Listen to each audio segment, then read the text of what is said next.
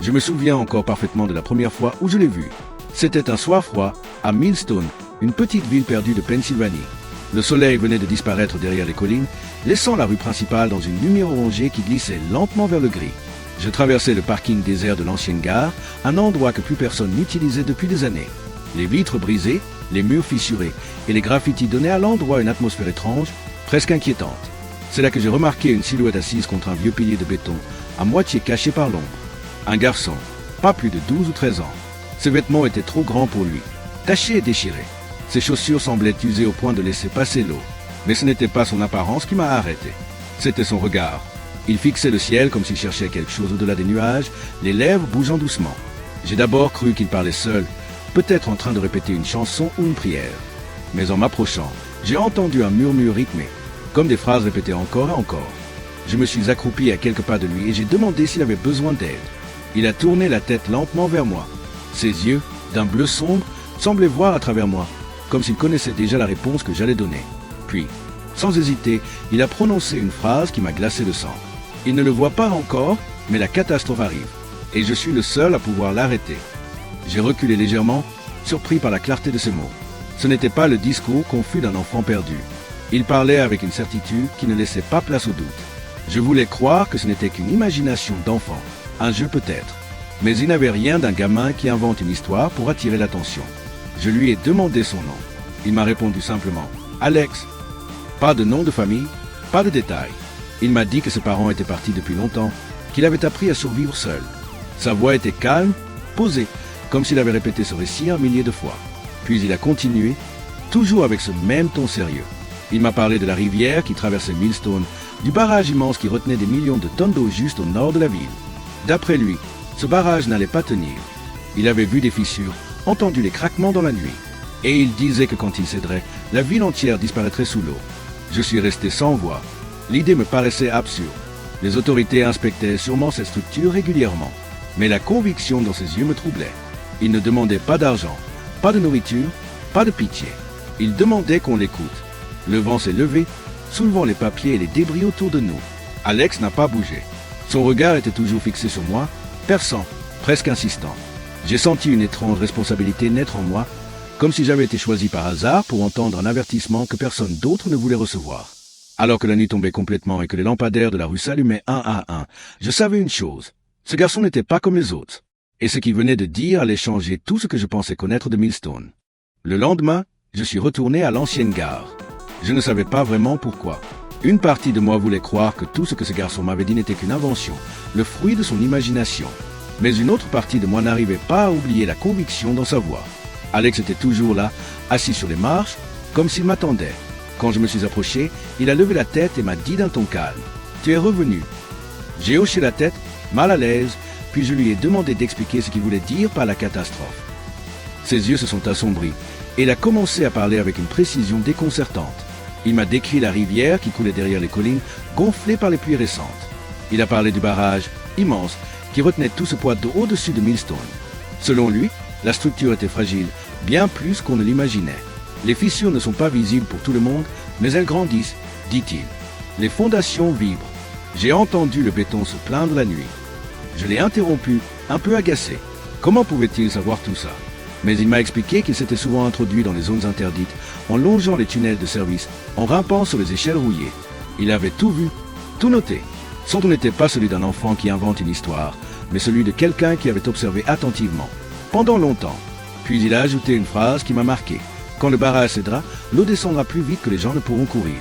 Les rues, les maisons, tout disparaîtra. Ils ne me croiront pas parce que je ne suis qu'un garçon abandonné. Mais toi, tu peux les convaincre. Ces mots m'ont frappé de plein fouet. Moi, convaincre toute une ville sur la base de l'avertissement d'un enfant inconnu, c'était insensé. Et pourtant, une part de moi savait qu'il disait la vérité. Il a sorti de son sac un vieux cahier abîmé. Les pages étaient couvertes de chiffres, de croquis maladroits, de notes sur le niveau de l'eau et la météo. Il y avait des dates précises, des observations répétées. J'ai tourné les pages, incrédule. C'était trop détaillé pour être un simple jeu. Je me suis assis à côté de lui. Le vent froid passait entre les murs fissurés de la gare et l'odeur de poussière et de métal humide emplissait l'air. Alex parlait sans s'arrêter. Ses mains tremblaient légèrement, mais sa voix restait ferme. Ce n'était pas un délire. C'était un avertissement. Et avant de continuer, Laissez-moi vous dire ceci. Si vous aimez ces récits étranges, mystérieux, presque incroyables, abonnez-vous à cette chaîne. Il y a encore tant d'histoires à partager, des histoires qui vous tiendront éveillés bien après la fin. Quand Alex a fini, la nuit était tombée. Les lumières de la ville au loin scintillaient, paisibles, comme si rien ne pouvait les atteindre. Mais moi, je savais désormais que cette peine était qu'une illusion fragile. Car dans les mots d'un enfant abandonné, j'avais entendu quelque chose qui résonnait comme une vérité. Une vérité que personne d'autre ne voulait voir. Et c'est ce soir-là que j'ai compris. Je ne pouvais plus ignorer Alex. Parce que si ces avertissements étaient réels, alors Millstone n'avait plus beaucoup de temps devant elle. 2 jours après notre première conversation sérieuse, Alex m'a demandé de le suivre. Il disait que les mots ne suffiraient jamais, que je devais voir de mes propres yeux ce qu'il essayait de me faire comprendre. J'ai hésité, mais la sincérité dans sa voix ne laissait pas de place au doute. Alors, un matin nuageux, je l'ai retrouvé près de la route qui menait vers le nord, en direction des collines. Nous avons marché longtemps à travers des champs envahis par les mauvaises herbes, le vent froid nous fouettant le visage. Alex avançait vite, comme s'il connaissait chaque pierre, chaque détour. Ses pas étaient précis, calculés, et je me suis rendu compte qu'il avait arpenté ces chemins bien plus de fois qu'il ne voulait l'admettre. À mesure que nous approchions, un grondement sourd se faisait entendre, d'abord lointain, puis de plus en plus distinct, le bruit puissant de leur tenue derrière le barrage. Quand nous avons enfin émergé des broussailles, je me suis figé. Devant nous se dressait cette immense muraille de béton, colossale, sombre, presque menaçante. Je l'avais déjà vue de loin, mais jamais d'aussi près. La structure semblait invincible, indestructible. Et pourtant, Alex, lui, ne voyait qu'une faiblesse. Il m'a conduit vers un passage étroit, derrière une clôture rouillée marquée de panneaux « Interdit ». Avec l'agilité d'un chat, il s'est faufilé par une ouverture qu'il connaissait par cœur. J'ai hésité, jetant un regard autour de moi, puis je l'ai suivi. Nous avons descendu un petit sentier en pente qui menait au bas de la construction. Là, Alex m'a montré du doigt une zone plus sombre, près des fondations. Je me suis approché en me penchant. J'ai vu ce qu'il voulait dire. De fines lignes noires, irrégulières, qui couraient sur le béton. Des fissures, pas de simples marques, non. Elles ressemblaient à des veines qui se propageaient lentement à travers la surface. J'ai posé ma main dessus, et un frisson m'a parcouru le dos. « Tu comprends maintenant ?» murmura Alex. Sa voix résonnait à peine sous le rugissement constant de l'eau. Elle s'agrandit chaque semaine. Le barrage ne tiendra pas. Il a sorti de son sac son vieux cahier, celui que j'avais aperçu. Cette fois, il me l'a donné pour que je l'examine en détail. Chaque page racontait une histoire. Des croquis du barrage sous différents angles, des chiffres représentant le niveau de l'eau, des annotations précises sur le bruit du béton, les changements observés après chaque pluie. On aurait dit un travail scientifique, mais écrit avec la main tremblante d'un enfant. En feuilletant, j'ai trouvé des dates remontant à plusieurs mois. Alex notait tout, presque chaque jour. Le nombre de voitures de maintenance qu'il voyait, les moments où personne ne surveillait l'endroit, les différences dans la couleur de l'eau. Il avait accumulé un dossier que n'importe quel adulte aurait eu du mal à contester. Et pourtant, il savait qu'aucune autorité n'écouterait un garçon comme lui. Je l'ai regardé, impressionné malgré moi. Son visage restait sérieux, concentré, bien trop mature pour son âge. Ce n'était pas un enfant qui jouait à faire peur. C'était quelqu'un qui portait sur ses épaules le poids d'un secret trop lourd pour lui. Nous sommes restés un moment silencieux, seulement bercés par le grondement de la rivière et le sifflement du vent. Je fixais le cahier, incapable de détourner le regard des preuves accumulées. Et plus je lisais, plus une pensée glaçante s'imposait. Il avait raison. Sur le chemin du retour, Alex n'a presque pas parlé. Moi non plus. Tout ce que j'avais vu s'imprimait dans ma tête comme une alarme que je ne pouvais plus ignorer. Les fissures, les croquis, les chiffres, tout formait un puzzle dont la conclusion était inévitable. Et ce soir-là, en rentrant chez moi, je n'ai pas réussi à dormir. Les images revenaient encore et encore. Le barrage, les lignes sombres, le cahier couvert d'écriture. J'avais la sensation d'avoir touché du doigt quelque chose que personne d'autre ne voulait voir. J'ai compris que ce n'était plus seulement l'histoire d'un garçon abandonné. C'était une vérité brutale, menaçante. Et si je choisissais de la terre, je risquais d'emporter la responsabilité pour toujours. Le lendemain matin, armé du cahier d'Alex et de la peur qui me tenaillait depuis notre visite au barrage, j'ai pris la décision d'aller voir les autorités locales. Je m'étais convaincu qu'avec des preuves tangibles, des dessins, des chiffres, quelqu'un finirait par nous écouter. Alors j'ai conduit Alex jusqu'au bureau du shérif de Millstone. Le bâtiment était petit, à moitié délabré, avec une odeur de café froid et de papier humide.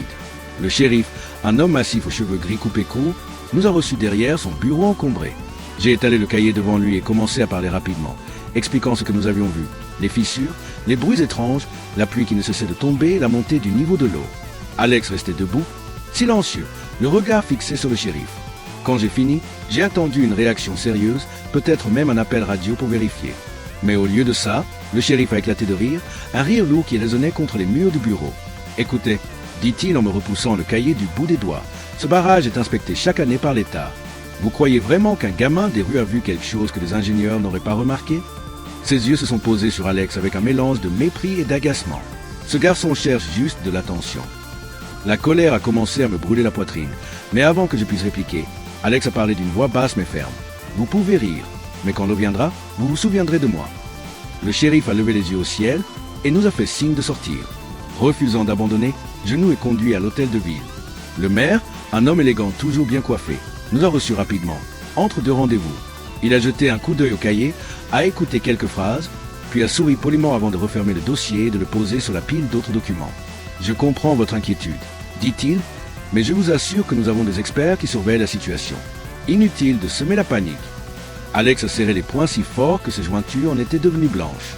Quand nous sommes sortis, je voyais dans ses yeux un mélange de rage et de désespoir. « Ils ne veulent pas voir ?» murmura-t-il. « Ils ne verront que quand il sera trop tard. » Ce soir-là, le ciel s'est assombri plus vite que d'habitude. Les nuages noirs se sont accumulés au-dessus de la vallée et une pluie fine a commencé à tomber. Au fil des heures, elle s'est transformée en un déluge continu. L'air sentait la terre mouillée et le métal. Le bruit des gouttes contre les toits et les vitres ne s'arrêtait jamais. La rivière, déjà haute, grondait comme une bête en colère. J'essayais de me convaincre que les autorités avaient peut-être raison, que je m'inquiétais pour rien. Mais les fissures que j'avais vues, le cahier rempli de détails, le regard déterminé d'Alex, tout cela me revenait en mémoire. Je n'arrivais pas à trouver le sommeil. Tard dans la nuit, Alex est venu frapper à ma porte. Il était trempé, ses cheveux collés à son front. « C'est le début, dit-il simplement. L'eau monte. Chaque minute compte maintenant. » Ces mots résonnaient comme un verdict. Je l'ai laissé entrer et nous avons passé des heures à parler. Alex me racontait encore et encore comment il avait découvert les fissures, comment personne ne l'avait jamais écouté, pas même les travailleurs qu'il avait tenté d'alerter. Sa voix tremblait parfois, mais son regard restait ferme. Il ne cherchait pas ma pitié, il cherchait un allié. Et moi, à ce moment-là, j'ai compris que je ne pouvais plus me cacher derrière les excuses des autres. Peut-être que le shérif et le maire avaient choisi de rire. Mais moi, j'avais vu. Et une fois que vous avez vu, vous ne pouvez plus prétendre que rien n'existe. La pluie continuait de frapper les vitres, inlassables. Chaque battement semblait annoncer un compte à rebours invisible. Alex avait raison. Si personne ne nous croyait, nous allions devoir agir seuls. La pluie ne s'était jamais arrêtée. Pendant 3 jours entiers, elle était tombée sans répit, lourde, glaciale, battant les toits et transformant chaque ruelle de Millstone en ruisseau boueux. L'air sentait la terre saturée d'eau, un mélange de métal humide et de bois gonflé. La rivière, d'ordinaire paisible, grondait désormais comme un animal enragé, cognant contre ses rives avec une force qui faisait vibrer le sol. Alex et moi restions dehors, incapables de rester immobiles. Il observait la vallée avec cette intensité que j'avais appris à reconnaître. Ce n'était pas de la peur, mais une certitude glaciale. Ses yeux suivaient chaque débordement, chaque torrent qui descendait des collines. Quand nous avons entendu le premier grondement, ce bruit grave et continu qui ressemblait à un tonnerre lointain, il m'a attrapé le bras si fort que j'en ai eu mal. « C'est le barrage ?» dit-il. Sa voix n'était pas un cri, mais un souffle rauque. « Ça commence. » Nous avons couru à travers les rues de la ville, frappant aux portes, appelant les habitants à sortir. Beaucoup ont refusé de nous écouter. Ils haussaient les épaules, convaincus que l'alerte viendrait par les sirènes officielles. Quelques-uns nous ont ri au nez, mais certains, en voyant la panique dans les yeux d'Alex, ont hésité. Une mère a pris ses enfants dans ses bras et a chargé quelques sacs dans sa voiture. Un vieil homme a décidé de suivre, même sans tout comprendre. Ce n'était pas grand-chose, mais c'était un début. Plus la nuit tombait, plus le grondement s'intensifiait. Je n'oublierai jamais la sensation de ce moment. Le sol tremblait sous mes pieds comme si quelque chose d'immense bouillonnait en dessous. Les chiens hurlaient, les vitres vibraient et l'air était saturé de cette odeur d'orage et de boue. Puis un bruit assourdissant a déchiré la vallée, un craquement sec suivi d'un rugissement continu. Nous avons levé les yeux vers le nord. De loin, on voyait l'eau s'élever par-dessus la crête du barrage, se déversant en torrent blanc et furieux. C'était comme si une muraille s'était brisée et que la rivière entière s'était libérée. « Il est trop tard !» souffla Alex. Mais au lieu de s'effondrer, il s'est mis à courir, criant aux gens d'aller vers les collines, de prendre les routes hautes. Sa voix perçait le vacarme de la pluie et des cris. Je l'ai suivi, incapable de croire qu'un garçon de son âge pouvait garder un tel sang-froid. Les premières vagues ont frappé les quartiers les plus bas. L'eau s'est engouffrée dans les rues avec une vitesse terrifiante, soulevant voitures et débris comme des jouets. Les lampadaires se sont éteints un à un, avalés par le courant. Les gens criaient. Certains tentaient de retenir leurs portes, d'autres de sauver des souvenirs dans des sacs trop petits. Je courais derrière Alex, et dans ceux qui tombaient, criant à d'autres de laisser leurs affaires et de fuir. Chaque seconde comptait, et chaque seconde laissait derrière elle des maisons englouties, des rues disparues. Le rugissement de l'eau était si puissant qu'il recouvrait presque tous les sons, comme si un monstre invisible avalait la ville. Au sommet d'une colline, nous avons trouvé un groupe de familles réfugiées, tremblantes, serrant leurs enfants contre elles. Elles regardaient en contrebas vers Millstone où les lumières s'éteignaient une à une. Le visage d'Alex était inondé de pluie, mais ses yeux ne vacillaient pas. Il n'avait pas eu tort. Le désastre qu'il avait annoncé était là, sous nos yeux.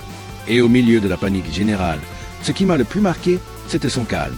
Comme s'il avait toujours su que ce moment viendrait, et qu'il se préparait depuis des mois pour guider ceux qui l'écouteraient. Ce soir-là, alors que l'eau dévorait Millstone, je savais que rien ne serait plus jamais comme avant.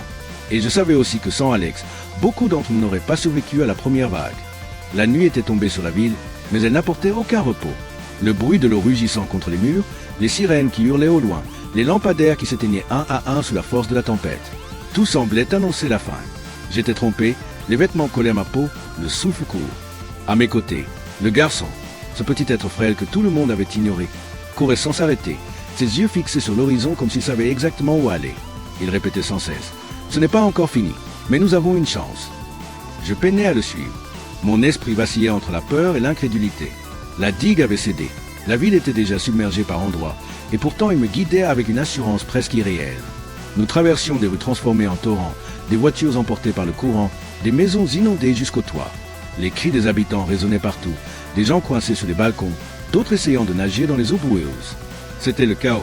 Nous avons trouvé refuge dans un bâtiment abandonné, ancien entrepôt qui surplombait encore une partie de la ville. À l'intérieur, l'odeur d'humidité et de rouille était suffocante, mais c'était sec, du moins pour l'instant.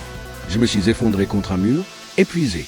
Le garçon, lui, n'avait pas l'air de vouloir s'arrêter. Il arrachait des planches, déplaçait des caisses, fouillait le sol comme s'il cherchait quelque chose de précis. Ils ne m'ont jamais écouté, dit-il enfin, d'une voix brisée mais déterminée. Mais toi, tu dois me croire encore une fois. Le barrage principal, celui au nord, il va céder complètement. Si ça arrive, il n'y aura plus rien à sauver. Ses mains tremblaient, pas de peur, mais d'urgence. Je ne comprenais pas comment il pouvait savoir tout ça, mais au fond de moi, je savais qu'il disait vrai. Son regard n'avait rien d'enfantin. C'était le regard de quelqu'un qui avait trop vu, trop compris. Et pourtant, il n'était qu'un gamin abandonné, errant dans les rues comme un fantôme dont personne ne voulait. La pluie martelait le toit de l'entrepôt, le vent sifflait à travers les fissures des murs. Nous étions enfermés dans une tension insupportable. Puis, soudain, il me montra un carnet couvert de taches d'eau et de boue, mais encore lisible. Des schémas, des calculs, des notes griffonnées. C'était l'heure d'années entières d'observation. Tout ce qu'il avait essayé de montrer aux adultes. Les failles du barrage, les fissures ignorées, les erreurs de conception. Tout y était. Il reste une solution, murmura-t-il. Mais elle demandera un sacrifice. Ces mots me glacèrent. Je voulais lui demander ce qu'il entendait par là. Mais au même moment, un bruit se retentit au loin. Comme un tonnerre, mais bien plus proche, plus profond. Le sol vibra sous nos pieds. Le barrage nord commençait à craquer. Le garçon me fixa droit dans les yeux. Si nous n'agissons pas maintenant, tout le monde sera perdu. Je sentais mon cœur battre à toute vitesse. Mes pensées s'entrechoquaient. J'étais juste un témoin, un narrateur perdu dans une catastrophe qui me dépassait. Mais lui savait. Lui portait le poids d'une vérité que personne n'avait voulu entendre. Et maintenant, il se préparait à briser ce qui restait de son enfance pour sauver une ville entière. Le vent fit claquer une porte dans le bâtiment, comme si le destin nous poussait dehors. L'heure de vérité approchait. Le garçon serra son carnet contre lui, inspira profondément et dit d'une voix ferme « C'est maintenant ou jamais !» Et dans son regard, je vis la rupture. Pas seulement celle du barrage, mais celle de son propre monde d'enfant, déchiré à jamais par une responsabilité trop grande. Quand le fracas du barrage s'est enfin tu, un silence étrange a enveloppé la ville. Ce n'était pas un silence paisible, mais un vide sonore, comme si le monde retenait son souffle. L'eau continuait de couler dans les rues, mais moins furieuse, plus lourde, chargée de débris, de souvenirs et de vies bouleversées. Je marchais difficilement dans les ruines détrempées, chaque pas résonnant comme une preuve que j'étais encore là, vivant, tandis que tout autour semblait réduit à néant. Le garçon, lui, avançait devant moi, le visage couvert de boue, les yeux fatigués mais toujours allumés d'une étrange flamme. Il avait tenu parole.